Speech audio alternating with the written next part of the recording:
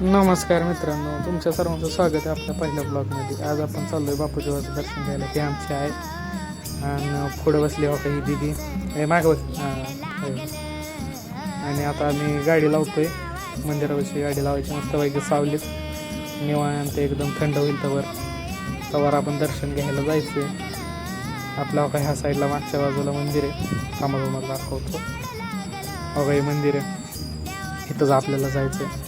इथं आता आपण आलेलो आहे गावकऱ्यात. तर कालिका मातेचं मंदिर आहे. आता आतमध्ये आलो आहे. हो का हे बापूजी बाबा दर्शन घ्या सगळ्यांनी.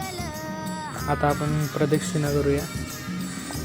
तर आपला खेकडा वाकडा तिकडा चालतो आहे सिस्टर आपली.